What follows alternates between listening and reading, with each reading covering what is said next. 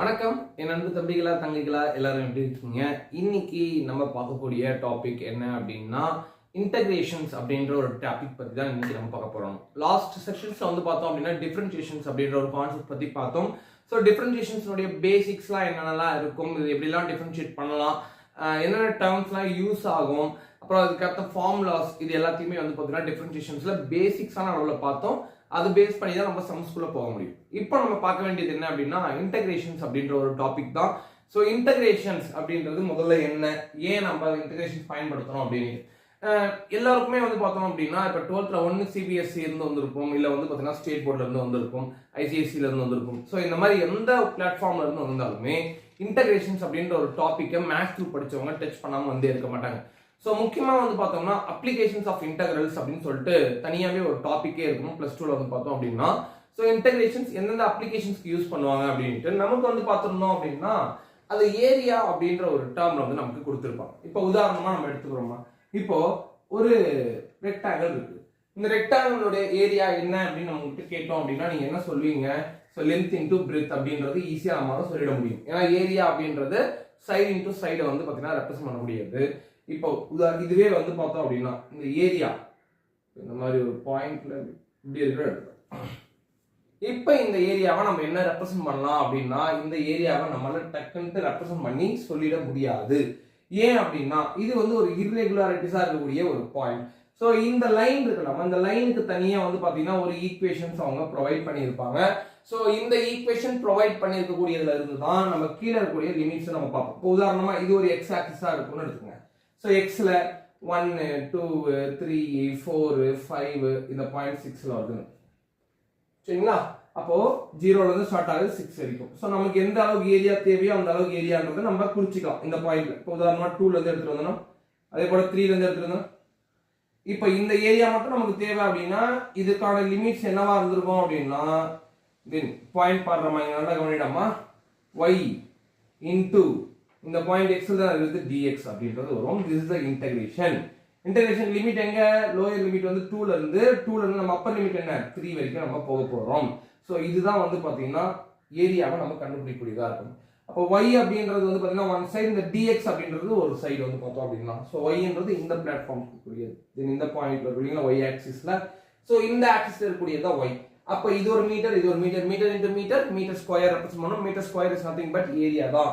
அப்போ இன்டகிரேஷன் வந்து பார்த்தோம் அப்படின்னா ஏரியா பார்ட்ஸ் மாதிரி இருக்கக்கூடியதுக்கெல்லாம் யூஸ் பண்ணக்கூடியதா இருக்கும். அப்போ இன்டகிரேஷன்ஸ் வந்து பேசிக்ஸா நம்ம எடுத்துட்டோம் அப்படின்னா டிஃபரன்ஷியேஷனுடைய ஆப்போசிட் தான் வந்து பார்த்தீங்கன்னா integrations.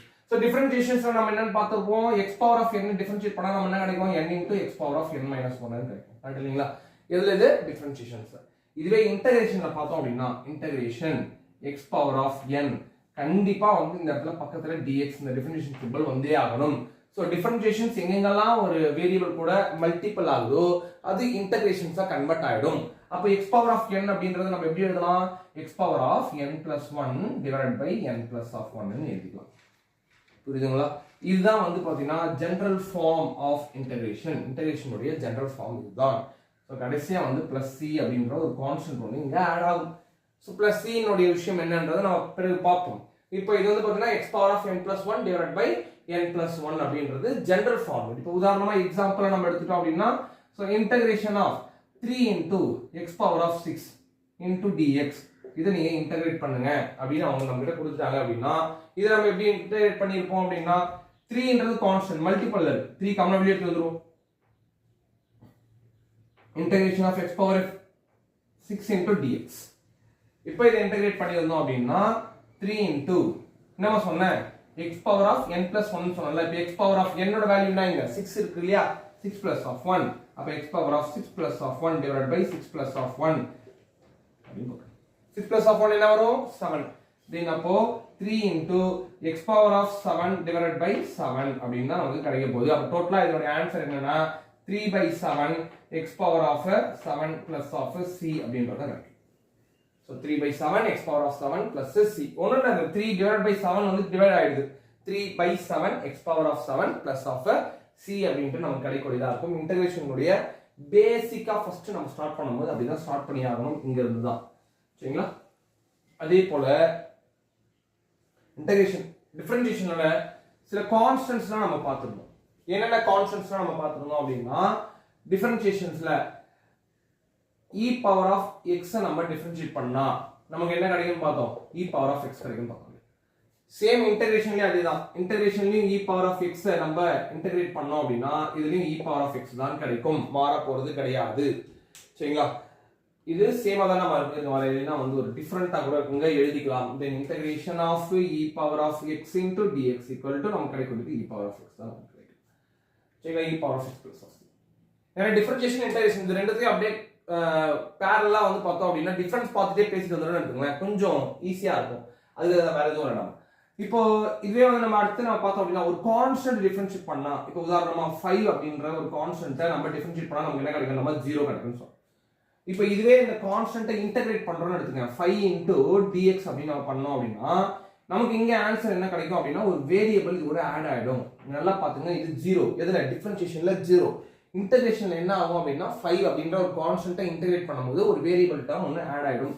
Add மீன்ஸ்னா multiple, so multiple ஆயிடும் அந்த 5 நம்பர் அப்படின்றது கூட கான்ஸ்டன்ட் கூட பிளஸ் ஆஃப் c. சரிங்களா? சோ இதெல்லாம் வந்து பாத்தீங்கன்னா பேசிக்ஸ். இப்போ அடுத்து வந்து பார்த்தோம் அப்படின்னா இதுவே நம்ம இன்டகிரேஷன் ஆஃப் இந்த பாயிண்ட்ல சொல்றோம் பாருங்க, இந்த நம்பர் சொல்ல முடியுதா பாருங்களா, integrations of 1 divided by root of x அப்படின்றது integration of 1 divided by root of x into dx.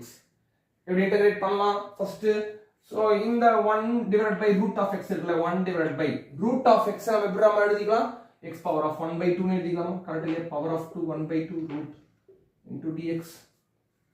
x power of 1 by 2 நியூமரேட்டர்ல போயிடுச்சு அப்படினா மைனஸ் டேர்ம் வந்துரும். the integration of x power of minus 1 by 2 into dx.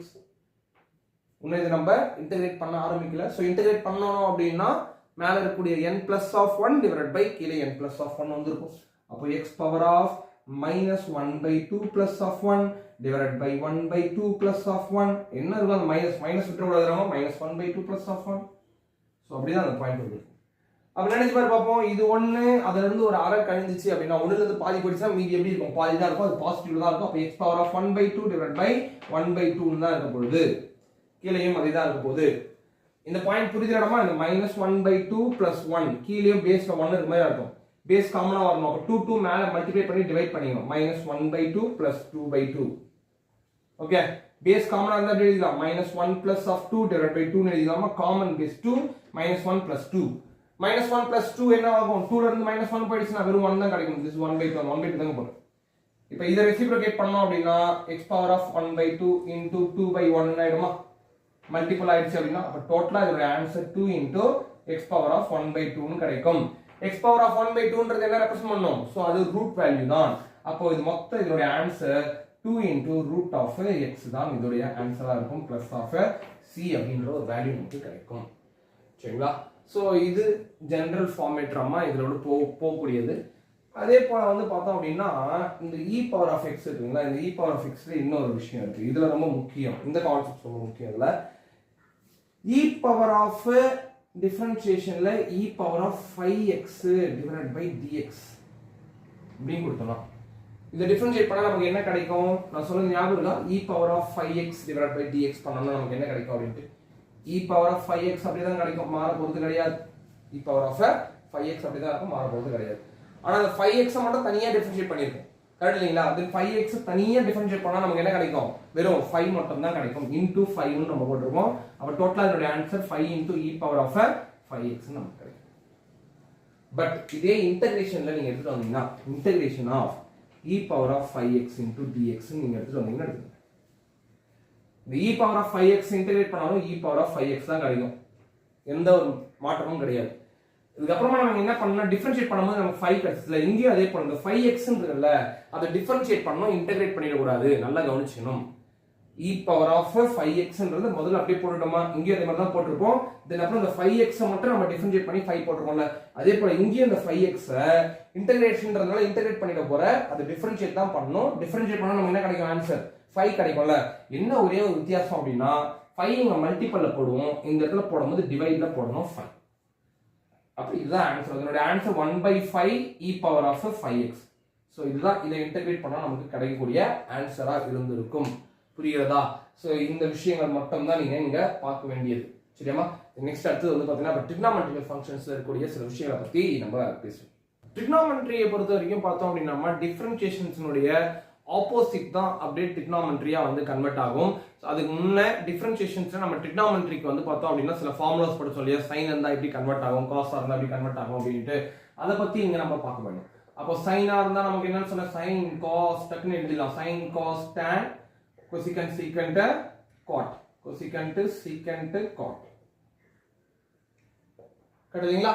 So ஞாபகம் இருக்கலாமா, sign என்னவா மாறும், sign Gaza மாறிடும் சொன்னேன், காஸ் சைனா மாறிடும் சொன்னேன், tan secant ஸ்கொயர் தீட்டாவா மாறிடும் சொன்னேன், கொசிகண்ட் வந்து கொசிகண்ட் தீட்டா காட் தீட்டாவா வந்துரும், தென் சீக்கண்ட் வந்து பாத்தீங்கன்னா சீக்கண்ட் தீட்டா tan தீட்டாவா வந்துரும், தென் காட் வந்து பாத்தீங்கன்னா கொசிகண்ட் ஸ்கொயர் தீட்டாவா வந்துரும், கொசிகண்ட் ஸ்கொயர் தீட்டாவா வந்துரும். சோ இத பாத்துறோம். Then plus minus plus minus plus minus. So சிக்னேச்சர்ஸும் இதுதான்.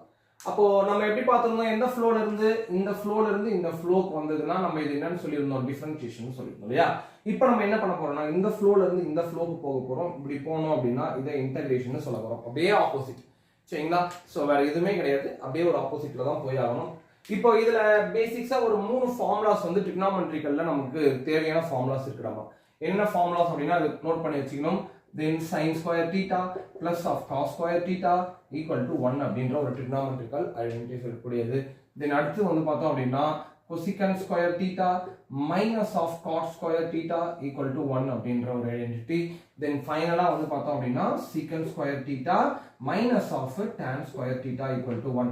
இந்த 3 ஐடென்டிட்டிஸும் ரொம்ப ரொம்ப ரொம்ப முக்கியமானது. நம்ம இந்த 3 ஐடென்டிட்டிஸ் ஏன்னா அதை வச்சுட்டு தான் நிறைய விஷயங்களை பத்தி நம்ம பேச முடியும். ஸோ அதனால இந்த 3 பாயிண்ட்ஸ் வந்து பார்த்தீங்கன்னா குறிச்சு எடுத்துங்க சரிங்களா.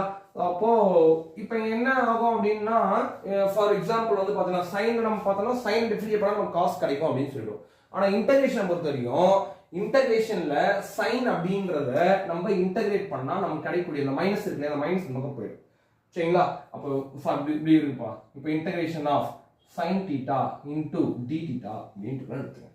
ஸோ இப்போ இதோட இன்டகிரேட் பண்ணி நீங்க வேல்யூ சொல்லுங்க அப்படின்னு சொல்லிட்டாங்க அப்படின்னா இந்த இன்டகிரேஷன் நீங்க என்ன பண்ணணும் அப்படின்னா சைன் தீட்டாவை இன்டகிரேட் பண்ணா நமக்கு என்ன கிடைக்கும், காஸ் தீட்டா. இந்த மைனஸ் வந்து நமக்கு வந்து தள்ளிடணும். ஏன்னா இங்க வெறும் பாசிட்டிவ் தான் இருக்கு இல்லையா, அப்போ அது பாசிட்டிவ் தான் பார்க்கணும். இப்போ மைனஸ் இந்த பக்கம் போயிடுச்சுன்னா இந்த மாதிரி நினைச்சிக்க வர மைனஸ் இந்த பக்கம் போச்சுன்னா பிளஸ் ஆயிடும் அப்படின்றது கிடையாது. அது எப்படி அப்படின்னா cos theta equal to minus of sine தீட்டான்னு இருக்கு இல்லைங்களா. போத் சைட் மைனஸ் ஆனா நம்ம மல்டிப்ளை பண்ணணும். அப்ப இங்க minus of cos theta equal to minus into minus of sine theta அப்படின்னு வர மாதிரி அர்த்தம். மைனஸ் இன்டு மைனஸ் என்ன ஆகும், பிளஸ் ஆயிடும் இல்லையா. பிளஸ் ஆஃப் சைன் தீட்டான்னு வந்துடும், மைனஸ் ஆஃப் காஸ் தீட்டா.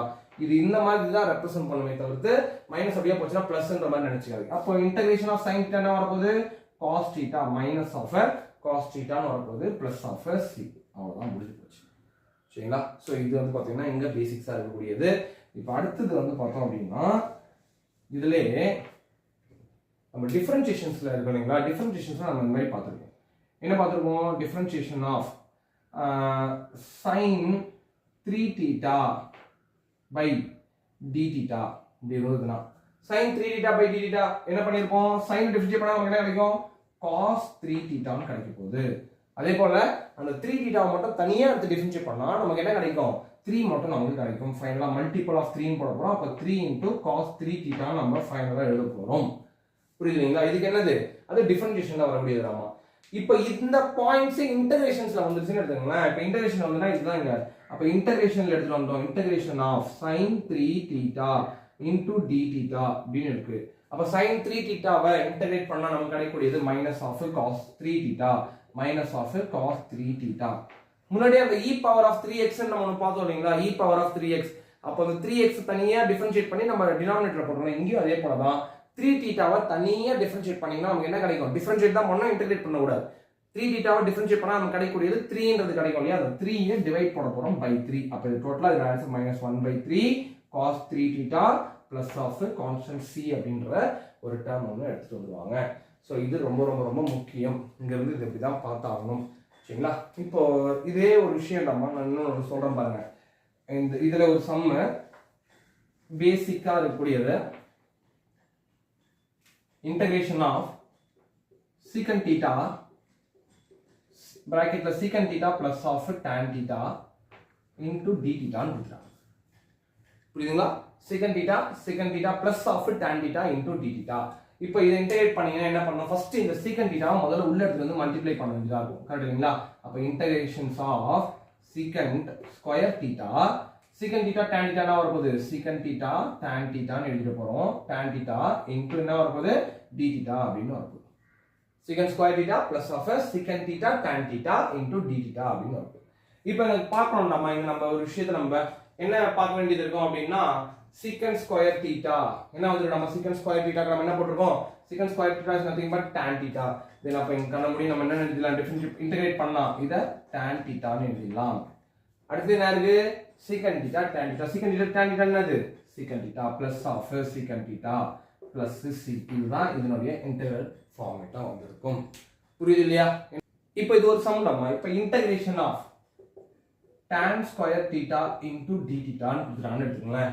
இப்போ இதை எப்படி இன்டகிரேட் பண்ணலாம், இந்த இடத்துல நமக்கு எந்த ஒரு tan ஸ்கொயர்ன்ற பார்ட் கிடையவே கிடையாது இல்லையா? அப்போ இது என்ன பண்ணணும் அப்படின்னா, இதுதான் நான் சொன்ன இந்த ட்ரிக்னாமெட்ரிக்கல் ஃபங்க்ஷன்ஸ் இருக்கும் இல்லையா, அந்த ஃபங்க்ஷன்ஸ்குள்ள எடுத்துக்கிட்டோம். என்ன எடுத்துக்க வேண்டியது இருக்கும் அப்படின்னா, நல்லா கவனிங்க, சீக்கண்ட் ஸ்கொயர் தீட்டா ஞாபகம், secant square theta minus of tan square theta equal to 1 ன்னு பார்த்தோம். ஞாபகம் இருக்கு இல்லைங்களா? இப்போ இதுதான் நம்ம எடுத்துக்க வேண்டிய ஃபார்மேட். இந்த tan square theta அப்படியே படிச்சா அந்த 1 இந்த உள்ள வந்துரும். அப்போ இது secant square theta minus of 1 equal to tan square theta எழுதிக்கலாம் இல்லையா?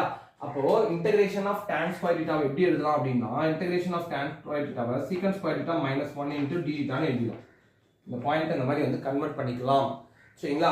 இப்போ பாரு, இப்போ secant square theta ன்றது இத ரெப்ரசன்ட் பண்ணுது tan thetaவை, அப்ப tan thetaவை இது ரெப்ரசன்ட் பண்ணுது. மைனஸ் ஆஃப் 1 அப்படின்றது வந்து இங்க கான்ஸ்டன்ட்டா இருக்கக்கூடியது, கான்ஸ்டன்ட்ல இருக்கக்கூடிய டேர்ம் வந்தது அப்படின்னா நான் என்ன சொன்னேன், ஒரு வேரியபிள் இங்க மல்டிபிள் ஆயிடும் அப்படின்னு சொன்னேன். இங்க தீட்டா மட்டும் மல்டிபிள் ஆயிடும் பிளஸ் ஆஃப் c. சரிங்களா? சோ அப்போ இதனுடைய ஆன்சர் இதுவாக தான் இருக்கும். அவ்வளவுதான், நம்ம இது சிம்பிளா இருக்கக்கூடியது. இப்போ நம்ம என்ன பண்ண போறோம் அப்படின்னா, ஒரு சில சம்ஸ் வந்து நம்ம பார்க்க போறோம். இதுல ஃபைனலா வந்து பார்த்தோம் அப்படின்னா, ஒரு சம் ஒன்று டெஸ்ட் பண்ணிட்டோம் அப்படின்னா இந்த பாயிண்ட் ஃபுல்லாவே முடிஞ்சிடும். போயிடலாங்களா? இப்போ இதுல என்ன சம் ஒன்று பார்க்க போறோம்னா,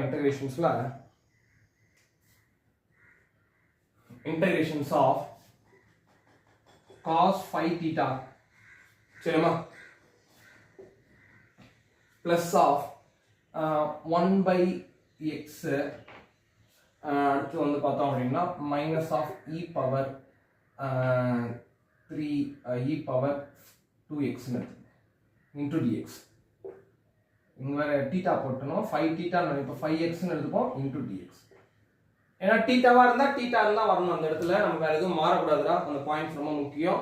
சரி, தீட்டானா தீட்டான வந்துடணும். எது கூட இங்கே வெளியே போட்டுக்கொள்ளே அந்த டிஃபரன்ஷியேட் பார்ட் கூட இங்கே எக்ஸா இருந்தால் அங்கே எக்ஸ் இருக்கும், தீட்டாவா இருந்தால் தீட்டா இருக்கும். அப்போ மட்டும்தான் அது வந்து பார்த்தோம் அப்படின்னா அந்த ஃபங்க்ஷன்ஸ் கூட வரும், இல்லைன்னா அது வராது. சரிங்களா? இப்போ இதை நம்ம பாருமா, இப்போ இந்த பாயிண்ட்ல நம்ம ஒரு விஷயத்த மட்டும் பேச மறந்துட்டோம். என்ன அப்படின்னா, டிஃபரன்சியேஷன்ல பொறுத்த வரைக்கும் டிஃபரன்சியேஷன் ஆஃப் log x அப்படின்ற ஒரு பாயிண்ட் ஒன்று இருக்கும். அந்த log x நம்ம டிஃபரன்ஷியேட் பண்ணா நமக்கு என்ன கிடைக்கும், 1/x ன்னு கிடைக்கும். log x டிஃபரன்ஷியேட் பண்ணா 1/x. ஞாபகம் இருக்கு இல்லைங்களா? இது அப்படியே ஆப்போசிட் வந்து பார்த்தீங்கன்னா இன்டகிரேஷனை பொறுத்த வரைக்குமே 1/x into dx ன்னு பண்ணா நமக்கு log x ன்னு கிடைக்கும். இந்த பாயிண்ட் நம்ம மறந்துட்டோம், இந்த பாயிண்ட் நோட் பண்ணி வச்சுக்க. 1/x நம்ம டிஃபரன்ஷியேட் பண்ணா நமக்கு log x ன்னு கிடைக்கும். இப்போ நார்மலா இப்போ நம்ம ஜெனரலா பாருங்க, இந்த x பவர் மேல எடுத்து போயிட்டா integration of x power -1 into dx ன்னு வருமா? நம்ம ஜெனரல் இன்டகிரேஷன் பண்ணா என்ன வரும், x பவர் -1 + 1 divided by -1 + 1 ன்னு போடுவோமா? -1 + 1 என்னடா ஆகுது, 0 ஆயிடும். x பவர் ஆஃப் 0 by 0 ன்னு ஆகும். எனி நம்பர் பை 0 என்ன ஆகும், இன்ஃபினிட்டி போயிடும், அது ஒரு வேல்யூவே கிடைக்காது இல்லையா? சோ இந்த பாயிண்ட் தான். சோ அந்த வேல்யூவே இல்லாத ஒரு பாயிண்ட் 0 இன்ஃபினிட்டின்னு வந்துடக்கூடிய ஒரு டேர்ம் நம்ம கொஞ்சம் சேஞ்ச் ஆகுது தான் வந்து இங்க log x அப்படின்ற ஒரு பாயிண்ட்ல எழுதுறோம். சோ இது நம்ம ஆப்போசிட்னு சொல்லிட்டோம் இல்லையா? இன்ஃபினிட்டின்ற ஒரு டேர்ம்னா நமக்கு கிடைக்காது. இப்போ இன்டகிரேட் பண்றோம் அப்படின்னா அந்த இன்ஃபினிட்டின்ற டேர்ம்லாம் கிடைக்காது. தென் அதான் பாயிண்ட் தான் log x டிஃபரன்ஷியேட் பண்ணா நமக்கு 1/x, 1/x நம்ம இன்டகிரேட் பண்ணா log x. அப்படியே நம்ம உல்டாவா நம்ம பார்க்குற மாதிரி தான் பார்க்கணும். ஸோ அந்த விஷயங்கள்ல கொஞ்சம் தெளிவா இருக்கு இந்த பாயிண்ட்ல மட்டும். சரிங்களா? ஏன்னா அதை பத்தி நம்ம பேசலாங்க, அதுதான் இங்க சொல்லி இருந்தது. அப்ப இங்க கவனிடாமா, அப்ப cos of 5x வந்து பார்த்தோம் அப்படின்னா இன்டகிரேட் பண்ணா நம்ம என்ன கிடைக்கும், cos θ இன்டகிரேட் பண்ணா sin θ. அப்போ sin of 5x நமக்கு கிடைக்கும். 5x மட்டும் தனியா டிஃபரன்ஷியேட் பண்ணா 5 வரும் இல்லையா? அந்த 5 தான் நம்ம என்ன போட போறோம், கீழே போட போறோம் 5 பிளஸ் 1/x இருக்குல்ல, 1/xன்றது என்னது நம்ம 1/x இப்போ நான் சொன்னேன், 1/x நம்ம இன்டகிரேட் பண்ணா என்ன கிடைக்கும், log x கிடைக்கும். log x minus e power 2x different integrate பண்ணா e power 2x தான் கிடைக்கும், மாற போறது கிடையாது. பைல மட்டுமே என்ன வந்துரும், இங்க 2ன்ற ஒரு பாயிண்ட் இருக்கு. 2x மட்டும் நம்ம டிஃபரன்ஷியேட் பண்ணா நமக்கு 2 வந்துரும் இல்லையா, அவ்வளவுதான் பிளஸ் ஆஃப் c. சோ இதுதான் ஃபைனலா அதுல இருக்கக்கூடிய ஆன்சர். இன்டகிரேஷன்ஸ் டிஃபரன்ஷியேஷனுடைய ரெசிப்ரோகேட்னும் டிஃபரன்ஷியேஷன் இன்டகிரேஷனுடைய ரெசிப்ரோகேட்னும் நம்ம சொல்லியிருந்தோம். சோ இப்போ அது பேஸ் பண்ணி இருக்கக்கூடியது பாருறோமா. இப்போ கைனமேட்டிக்ஸ் 11th ஸ்டாண்டர்ட்ஸ்ல வந்து பாத்தீங்கன்னா கைனமேட்டிக்ஸ் அப்படின்ற சாப்டர்ல வந்து பார்த்தோம் அப்படின்னா ஒன் டைமென்ஷன்ஸ்லயே நம்ம வந்து பார்த்தோம் அப்படின்னா வெலாசிட்டி அப்படின்றது ஒன்று என்னன்னு பார்த்துருக்கோம் அப்படின்னா வெலாசிட்டி அப்படின்றது ds/dt அப்படின்னு நம்ம எடுத்துக்கலாம் கிடையாது இல்லையா. இந்த பாயிண்ட் வந்து இதுதான் பேஸே வந்து பார்த்தோம் அப்படின்னா அப்போ ds/dt இது வெலாசிட்டி. அப்போ அவன் s-க்கு வந்து பாத்தீங்கன்னா ஒரு ஈக்குவேஷன் அவன் கொடுத்துட்டு இருப்பான். For example 3t² plus of 5t plus 3 அப்படின்ற ஒரு ஈக்குவேஷன் கொடுத்துருக்காங்க, ஒரு டிஸ்பிளேஸ்மெண்டோட ஈக்குவேஷன். இப்போ இந்த ஈக்குவேஷன்ல இருந்து நம்ம வெலாசிட்டி கண்டுபிடிங்க அப்படின்னா velocity is nothing but ds/dt. By dt ன்னு வந்ததுனாலே நம்ம என்ன சொல்றோம், டிஃபரன்ஷியேட் பண்ணணும். அப்போ இந்த பாயிண்ட் b டிஃபரன்ஷியேட் பண்ணக்கூடியது 3t² 5t plus 3 இல்லையா, பை dt. டிஃபரன்ஷியேட் பண்றோம்னா இங்க என்ன கிடைக்கும் நமக்கு, 3t² 2 முன்னாடி வந்துரும், 3 into 2t power 2 minus 1 plus 5 into t power 1 இருக்க மாதிரி இருக்கும் -1 plus கான்ஸ்டன்ட் வந்து 0 ஆயிடும் டிஃபரன்ஷியேஷன்ல. அப்ப டோட்டலா 3 2s are 6 t 2 minus 1 என்ன வரப்போகுது 1 தான் வரப்போகுது plus 5 into t power 0 plus 0 then 6 into t power 1 60 plus of t power 0 ஓட வேல்யூ என்ன வரப் போகுது, anything power 0 ஓட வேல்யூ 1 தான் இல்லையா. அப்ப 5 into 1 என்ன வரப்போகுது, நமக்கு இங்க 5 தான் வரப்போகுது. அப்ப வெலாசிட்டி நமக்கு கிடைச்சிருக்கூடியது 60 plus of 5. இது வந்து பாத்தீங்கன்னா டிஃபரன்ஷியேஷன். ஒரு சில இதுல நம்ம இன்டகிரேஷன்ஸ்ல எப்படி பண்ணிருப்பாங்க அப்படின்னு நம்ம எடுத்துக்கணும்னு எடுத்துக்கலாம். இப்போ இன்டகிரேஷனை பொறுத்த வரைக்கும் v = டைரக்டா இதே கொடுத்துருவாங்க 60 plus 5. இப்போ இதுல இருந்து அவன் என்ன கேட்டுருவாங்க அப்படின்னா டிஸ்பிளேஸ் பண்ணி என்ன கண்டுபிடிங்க அப்படின்னு கேட்டுருவாங்க. இப்போ இதுதான் நம்ம பார்த்துட்டு இருக்க ஃபார்மேட். அப்போ வெலாசிட்டி நம்ம எப்படி எழுதலாம், velocity is nothing but ds/dt ன்னு எழுதிக்கலாம். இதுதான் வெலாசிட்டி v இல்லைங்களா, v வந்து அதுதான் குறிக்கூடியது. இப்போ ஈக்குவல் டு வெலாசிட்டி என்னடாமா 60 plus of 5 இல்லையா, 60 plus of 5. இந்த dt இருக்குல்ல, அந்த dt ஐ கிராஸ் மல்டிப்ளை பண்ணிக்க. அப்ப ds = 60 plus of 5 into என்ன வரப்போகுது dt ன்னு வரப்போகுது. இதுதான் நான் சொன்னேன், இந்த டிஃபரன்ஷியேஷன் மல்டிபிள் ஆச்சுனாலே இது இன்டகிரேஷன் ஃபார்மேட் குள்ள வந்துரும். அது ஒரு இன்டகிரேஷன் டேர்ம். இன்டகிரேஷன் டிஃபரன்ஷியேஷன்ஸ் உள்ள வரும்போது ஜெனரலா வரும்போது s ஆயிடும், காமனா அது கேன்சல் ஆயிடும். s = இப்போ இதை இன்டகிரேட் பண்ணுங்க பாப்போம். 60 இன்டகிரேட் பண்ணா நமக்கு என்ன கிடைக்கும், 6t பவர்ல 1 இருக்க மாதிரி அர்த்தம் 1 plus of 1 divided by 1 plus of 1 plus of இங்க 5 மட்டும் தான் இருக்கு. கான்ஸ்டன்ட் இருந்தா இன்டகிரேட் பண்ணா நமக்கு ஒரு வேரியபிள் ஆட் ஆயிடும்னு சொன்னீங்களா, then 5 into t ன்னு வந்து மொத்தமா எடுத்துட்டு வந்தோம் அப்படின்னா 6t² / 2 plus 5t வரப்போதா. 2 1s are 2 3s are கரெக்ட்ல. அப்ப மொத்தமா இந்த ஆன்சர் என்ன கிடைக்கும் 3t² plus of 5t. so s = இந்த s தான நம்ம இங்க இருக்கு கரெக்ட்டா, 3t² plus of 5t 3t² plus of 5t. ஆனா என்னன்னா இந்த 3ன்றது ஒரு போட்டுறோம்ல, இந்த கான்ஸ்டன்ட் நமக்கு என்னன்றது தெரியாது. சோ இதுதான் வந்து பிரச்சனையே இன்டகிரேஷன்ல. அது தெரியாதனால தான் நம்ம என்ன பண்ணிருப்போம் அப்படின்னா plus c plus c அப்படின்றத நம்ம கொண்டுட்டு வந்துட்டே இருக்கோம். கான்ஸ்டன்ட் போறது முக்கியமான காரணம் அதுதான். அது எது வேணாலும் இருக்கலாம், 1 ஆ இருக்கலாம், 0 ஆ இருக்கலாம், 10 ஆ இருக்கலாம், 100 ஆ இருக்கலாம், இது வேணா இருக்கலாம். ஆனா நமக்கு தெரியாது. அதனால அந்த கான்ஸ்டன்ட் அப்படின்ற ஒரு டேர்ம் போட்டுறணும். இதுதான் நான் சொல்லியிருந்தேன் டிஃபரன்ஷியேஷன்ன்றது இன்டகிரேஷனுடைய ரெசிப்ரோக்கல். அங்க இருந்து இப்படி வரலாம், இங்க இருந்து இப்படி போகலாம். சோ இந்த பாயிண்ட்ஸ் மட்டுமே நீங்க கவனமா இருக்கக்கூடிய ஒண்ணு. சரிங்களா, போலாமா. இப்போ நெக்ஸ்ட் அடுத்து நம்ம பார்க்க வேண்டியது என்ன அப்படின்னா இன்டகிரேஷன்ஸ்ல மொத்தமா வந்து பார்த்தோம்னா 2 types of integrations ஒன்று இருக்கு. சரிங்களா, ஒன்னு என்ன அப்படின்னா indefinite integrals அப்படின்னு சொல்லுவாங்க. indefinite integrals. இப்போ நம்ம பார்த்தது எல்லாமே வந்து பார்த்தீங்கன்னா indefinite integrals தான். அடுத்து ஒன்று என்னன்னா definite integrals. So definite integrals வந்து பார்த்தோம் அப்படின்னா அதுக்கு ஒரு லிமிட் வேல்யூ இருக்கும். இப்போ நம்ம முன்னாடி எல்லாமே பார்த்தது நம்ம என்ன பண்ணோம், வெறுமா வந்து இப்போ உதாரணமா x⁻6 இன்டகிரேட் பண்ணுங்க அப்படின்னு நம்ம சொன்னபோது என்ன பண்ணியோம், x⁻7/7 + 3 போட்டு முடிச்சிட்டோமா. இது எல்லாமே வந்து பார்த்தீங்கன்னா இன்டெஃபினைட் இன்டெகிரல்ஸ். இந்த இன்டெகிரலுக்கு இந்த லோயர் லிமிட்டும் அப்பர் லிமிட்டும் எதுவுமே கொடுத்துருக்க மாட்டாங்க, ஜெனரலா அப்படியே பண்ணி போட்டுடலாம். ஆனா டெஃபினைட் இன்டெகிரல்ஸ் நீங்க வந்துட்டீங்க அப்படின்னா இதுக்கு லிமிட்ஸ் அப்படின்றது அப்ளை ஆகும். லிமிட்ஸ் வந்து நமக்கு இங்க அப்ளை ஆகும். ஸோ லிமிட்ஸோட தான் இது அப்ளை பண்ண வேண்டியதா இருக்கும். அப்படி லிமிட்ஸ் அப்ளை பண்ணி அந்த லிமிட்ஸ் வந்து உள்ள சப்ஸ்டிட்யூட் பண்றது எப்படின்றத மட்டும் பார்த்தோம் அப்படின்னாலே போதும். இந்த இன்டெகிரல்ஸ்ல இதை விட வேற எதுவும் கிடையாது. இதோட நம்ம முடிச்சுக்கலாம். சரிங்களா? இப்போ ஃபார் எக்ஸாம்பிளோட அது பார்த்துடலாம் நம்ம, அதுதான் இங்க நமக்கு தேவை. இப்போ இன்டகிரேஷன் ஆஃப் நம்ம என்ன பார்க்க போறோம் அப்படின்னா -1 to 2 அப்படின்றத நம்ம பார்க்க போறோம். -1 to 2 அப்படின்றத நம்ம எடுத்துக்க போறோம். -1 to 2ல நம்ம என்ன எடுத்துக்க போறோம் அப்படின்னா இங்க x பவர் 3x ன்னு எடுத்துக்கோம். 3x plus of 5 இப்படி இருக்குன்னு எடுத்துக்கோம். முதல்ல சிம்பிளா 3x plus of 5. இப்போ 3x plus of 5 நீங்க இன்டகிரேட் பண்ணீங்க அப்படின்னா நம்ம என்ன வரப்போகுது, இது 3x பண்ணா என்ன பண்ண போகுது, 3x square divided by 2 கரெக்ட்டுங்களா, plus of 5 கரெக்ட்டுங்களா, அவ்வளவு 5x. லிமிட்ஸ் என்ன, -1 ல இருந்து 2 வரைக்கும் இல்லையா, -1 to 2ன்றது இந்த மாதிரி சைடு அப்படி போடணும், -1 to 2. இப்போ அடுத்த ஸ்டெப் என்ன அப்படின்னா அப்பர் லிமிட்டை உள்ள மல்டிப்ளை பண்ணிட்டு மைனஸ் ஆஃப் லோயர் லிமிட் பண்ணுவோம். எங்க மல்டிப்ளை பண்ணணும்னா எங்க இடத்துல வேரியபிள் இருக்கும் அங்க தான் மல்டிப்ளை பண்ணுவோம். நல்லா கவனிச்சுக்க, 3 into இந்த இடத்துல x இருக்கணுமா, x ல இங்க 2 போடணும். இப்போ 2 square by 2 plus of 5 into அதே போல இங்க 2. இது அப்பர் லிமிட்டை நம்ம கன்சிடர் பண்ணிட்டோம். புரியுதுங்களா? அப்பர் லிமிட்டை நம்ம எங்க போட்டுட்டோம், சென்டர்ல ஒரு -1 கொடுக்கணும். ஜெனரலாவே இது ஃபார்மேட் அப்படிதான், சென்டர்ல மைனஸ். இப்போ லோயர் லிமிட் அப்ளை பண்ணோம். லோயர் லிமிட்னா அது -1 இல்லையா, -1 அப்ளை பண்ணா 3 into -1 the whole square by 2 plus of 5 into -1. அவ்வளவுதான் upper limit minus of lower limit. So இதுதான் வந்து பாத்தீங்கன்னா ஜெனரலா எடுத்துக்க வேண்டியது. இப்போ இங்க சொல்லுங்க பாப்போம், 2 ஸ்கொயர்ட் வேல்யூ, 2 ஸ்கொயர்ட் வேல்யூ என்ன வருது, 4 4 3s are 12, then 12 by 2 plus of 5 2s are 10. பக்கா சென்டர்ல ஒரு minus, -1 the whole square, -1 into -1, minus into minus plus 1 into 1 1 தான் வரப்போகுது, ஒன்றும் பிரச்சனை இல்லை.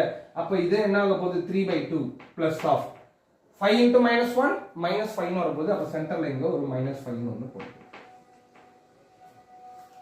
கேடா இப்போ இது என்னமோ சப்ஸ்டிட் பண்ணணும் நம்ம இங்க, அதை நம்ம என்ன பண்ண போறோம், என்னடா இருக்காங்க 12 by 2 கேன்சல் பண்ணா 2 1s are 2 6s are, அப்போ 6 plus of 10 நீங்க வரப்போகுது.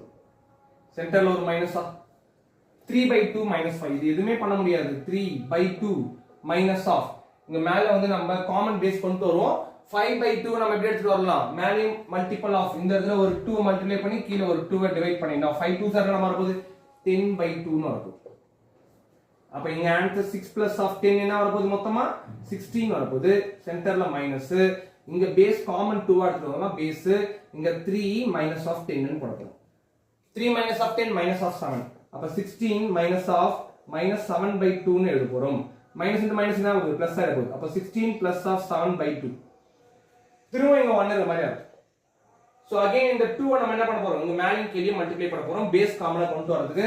அப்போ 16 into 2 போட்டோம்னா 32 வந்துரும் இல்லையா, 32 plus of 7 by 2 மொத்தமா 32 plus of 7 என்ன வரப்போகுது 39 by 2. சோ 39 by 2 தான் இத நம்ம இன்டகிரேட் பண்ணி லிமிட் அப்ளை பண்ணா நமக்கு கிடைக்கக்கூடிய ஆன்சர்ஸ். சோ இந்த மாதிரி பார்ட்ஸ் கண்டிப்பா கேட்பாங்க, இது ரொம்ப ரொம்ப முக்கியமானதுமா. இந்த மாதிரி பாயிண்ட்ஸ் நிச்சயமா கேட்பாங்க. சோ எவ்வளவு தூரம் அந்த டிஸ்பிளேஸ்மென்ட் இருக்கு, அந்த டிஸ்பிளேஸ்மென்ட் வந்து பார்த்தோம் அப்படின்னா அதுக்கு ஒரு டைமிங், ஒரு டைம் கொடுத்துட்டு இருப்பாங்க. ஸோ 1 to 5 செகண்ட்ஸ் வரைக்கும் எவ்வளோ டிஸ்பிளேஸ்மெண்ட் ஆகியிருக்கும் அப்படின்ற மாதிரிலாம். ஸோ அப்படி கொடுத்துட்டாங்க அப்படின்னா 1ல இருந்து 5 செகண்ட்ஸ் வரைக்கும் போயிருக்கக்கூடியது என்னவா இருந்திருக்கும் அப்படின்றது தான். அப்போ இங்க எங்க சார் சின்ற ஒரு டேர்மே காணுமே அப்படின்னா இந்த இடத்துல சி எங்கேயுமே அப்ளை ஆகாது. ஃபைனலா இந்த ஆன்சர் போடுறீங்களா, இந்த ஆன்சர் போட்டோடனே கடைசியா பிளஸ் ஆஃப் சின்னு போட்டு முடிச்சுக்கலாம். அவ்வளவுதான். வேணும்னா பிளஸ் ஆஃப் சி, இல்ல ஆப்ஷன்ஸ் அந்த மாதிரி சி எதுவுமே இல்ல, வெறும் 39 by 2 தான் கொடுத்துருக்கான் அப்படின்னா 39 by 2 நம்ம நிறுத்திடலாம். அதை பத்தி கவலை இல்லை. இந்த இடத்துல சி போடணுன்ற அவசியம் எதுவும் இல்லை நம்ம, சரிங்களா? அப்ப இன்டெகிரலை பொறுத்த வரைக்கும் இந்த பாயிண்ட்ஸ் மட்டுமே நீங்க ரிமெம்பர் பண்ணிட்டா போதுமானது. இதுல கொடுத்திருந்த ஃபார்முலாஸ் என்னென்னலாம் செய்யணும் அப்படின்றது இந்த டிஃபரன்சியேஷனும் இன்டகிரேஷன்ஸும் வச்சு நெக்ஸ்ட் கிளாஸ்ல நம்ம ப்ராப்ளம்ஸ் பேஸ் பண்ணி நம்ம பார்ப்போம். நன்றி.